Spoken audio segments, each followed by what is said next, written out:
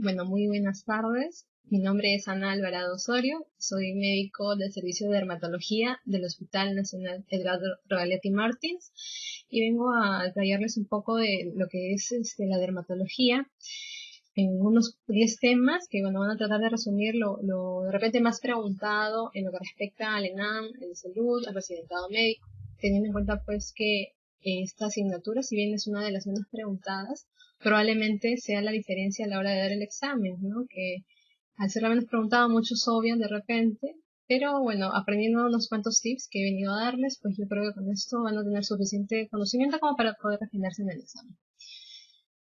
Bueno, en lo que respecta a la primera clase, empezaremos por lo que es la anatomía y fisiología de la piel y los anexos.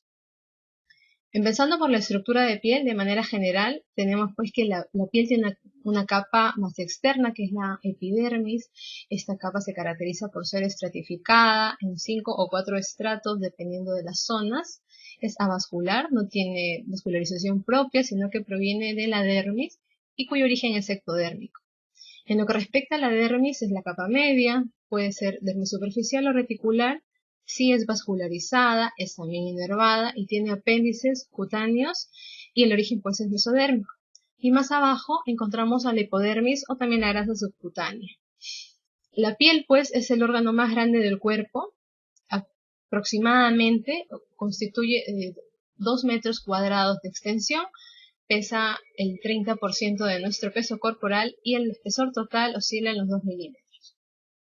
En cuanto a la estructura de la dermis, de igual forma tenemos 5 capas que ahora solo las mencionaré, que es el estrato córneo por arriba, el estrato lúcido, el estrato granuloso, el espinoso y muy por abajo el basal, con una celularidad variada constituida en su mayor parte por queratinocitos, que van a ocupar el 90% de la celularidad de la epidermis. Luego los melanocitos en segundo lugar con un 5%, las células de Langerhans de 3 a 5% y las células de Merkel con menos del 1%. Ya a manera más extensa cada una de las capas del epidermis, empezaremos por la más inferior, que es la capa basal. Esta capa está constituida por una hilera de células que son todas cilíndricas. Y en esta capa pues, van a encontrarse los queratinocitos basales y además 2 células importantes que se detallarán en la siguiente diapositiva, que vienen a ser los melanocitos y las células de Merkel. La siguiente capa, más arriba, es la capa espinosa, que está constituida por un total de 5 a 10 hileras de células poliédricas, en este caso, ya no cilíndricas, que van a ser unidas por desmosomas, que van a ser unos puentes intercelulares que van a permitir su adhesión entre una y otra. Y estos desmosomas pues son los que le confieren este aspecto espinoso por el cual reciben este nombre. Y en esta capa vamos a encontrar a las células de Langerhans. En lo que respecta a la capa granulosa, encontramos de 2 a 3 hileras de células que ya van a ser aplanadas y estas van a contener los llamados gránulos de queratohialina, por los cuales pues van a recibir esta denominación de capa granulosa. Más arriba tenemos la capa lúcida, que es una capa que solamente vamos a ver en la piel gruesa de palmas y plantas, y no en otra parte del cuerpo. Y por último, la capa más superficial, que es la capa córnea, que está constituida por aproximadamente 15 a 20 hileras de células apiladas, ya aplanadas, que inclusive pueden llegar a 100 hileras en las palmas y en las plantas, y que son células pues anucleadas. Recuerden entonces que la última capa con células nucleadas va a ser la capa lúcida. Son células muertas, también denominadas células queratinizadas, porque son prácticamente queratina pura, y está constituida pues por los cornecitos. En cuanto a la celularidad del epidermis, tenemos en primer lugar y al componente mayor el queratinocito, que son las células más abundantes y cuya queratinización, que es el proceso de formación desde la capa basal hasta la superficie de la epidermis, que va a durar un total de 28 días, que solo para tener en cuenta hay algunas enfermedades en donde va a estar la queratinización más acelerada, como por ejemplo en la psoriasis. La segunda célula que tenemos es el melanocito, son células que derivan de la cresta neural, son dendríticas, que significa que tienen proyecciones, y estos melanocitos son los que van a sintetizar la melanina en los melanosomas que van a tener. Y como se ubican en la capa basal, van a estar en una relación de 1 a 10 con las células basales.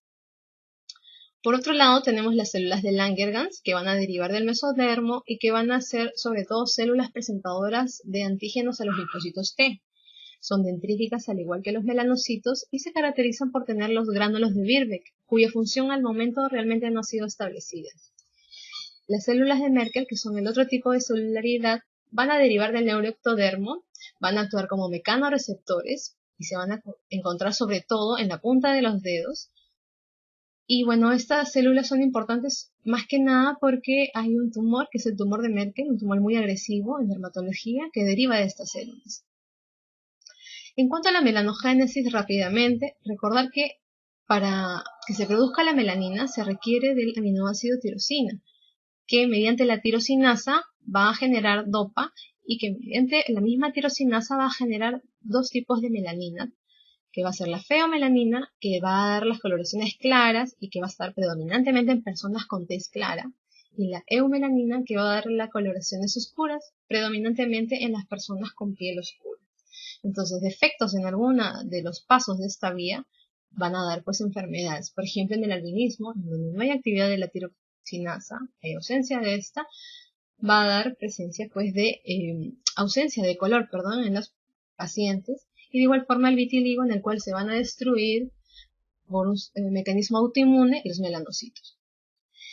En cuanto al color de la piel, el color de la piel va a depender de muchos factores, pero principalmente va a depender del tamaño, de la distribución y de la cantidad de los melanosomas que pueden tener las personas, más no la cantidad de los melanocitos, porque en verdad los melanocitos vienen a estar en igual cantidad entre personas de distinta raza, pero sin embargo, como podemos ver, la distribución de los melanosomas es distinta y el pigmento que va a estar presente en cada uno de estos melanosomas también es distinto según la raza.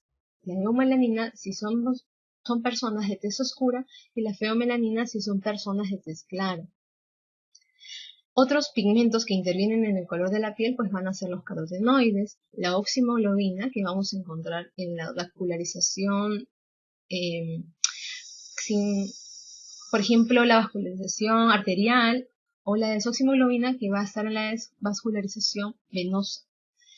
En lo que respecta a otros factores, bueno, pues la raza, que nos va a dar un color constitutivo, por ejemplo, la raza negra, que por sí tiene un color un poco más oscuro, y otros factores como la radiación ultravioleta, que va a dar lo que es el color inducido, porque esta radiación ultravioleta es la que va a estimular a los melanocitos a sintetizar más melanina. Y bueno, el grosor de la piel también, ¿no? Si es una piel más gruesa, definitivamente va a ser más difícil para los rayos solares atravesar esta y poder estimular así la síntesis de melanina. Rápidamente, para ya no hablar de la epidermis, sino más bien de la unión dermoepidérmica, recordar que esta es importante porque sobre esta asienta la capa basal, que es el punto de unión entre la dermis y la epidermis, y el principal componente de esta unión van a ser pues los semidesmosomas. En cuanto a las funciones de la piel, dentro de las más importantes tenemos la protección contra la radiación ultravioleta, contra el ingreso de los patógenos, al actuar como una barrera de permeabilidad. Por otro lado, la respuesta inmune, que permite mediante las células dendríticas actuar frente a los antígenos. De igual forma, la sensación, porque hay receptores táctiles en la piel.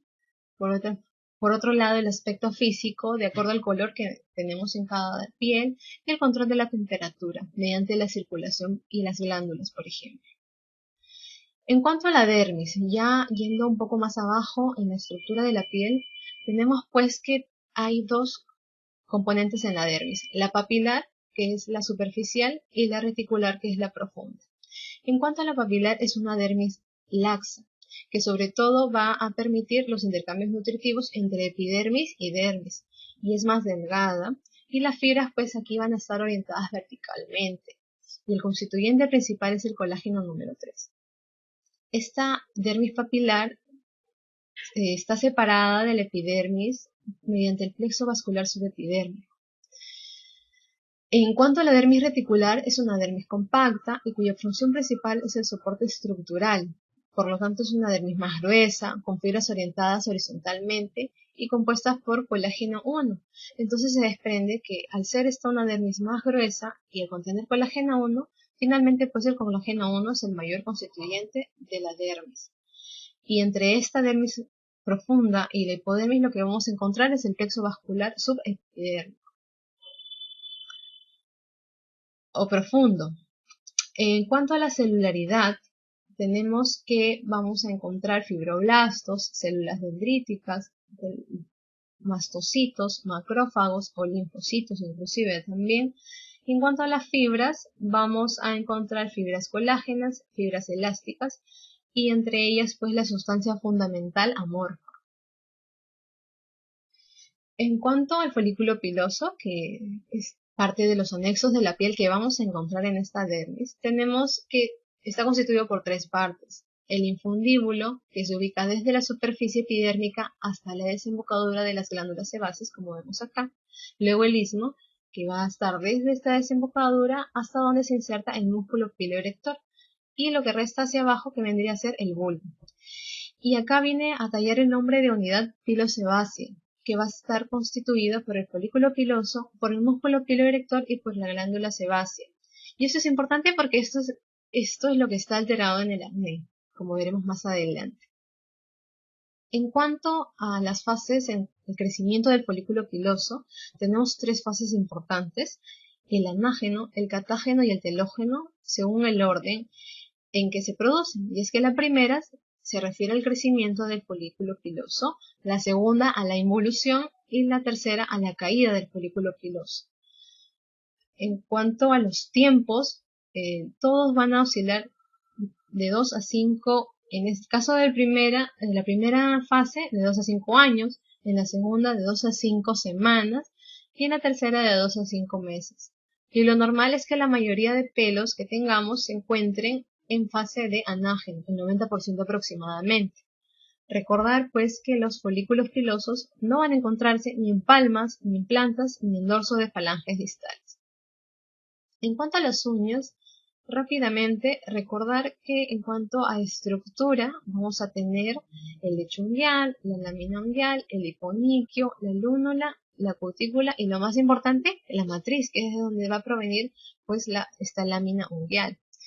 Recordar sobre todo el crecimiento, que el de las manos va a ser aproximadamente de 3 milímetros por mes y que en el caso de las uñas de los pies el crecimiento dura el doble, porque va a crecer 1.5 milímetros por mes. En cuanto a las glándulas cutáneas, vamos a tener tres tipos de glándulas: las sebáceas en primer lugar y las sudoríparas, que bien pueden ser ecrinas o bien pueden ser apocrinas. Para recordar la secreción de cada una de estas, recordar que la sebácea tiene una secreción holocrina. Holocrina significa que va a secretar todo, esta célula va a desintegrarse, va a destruirse para poder lograr su secreción.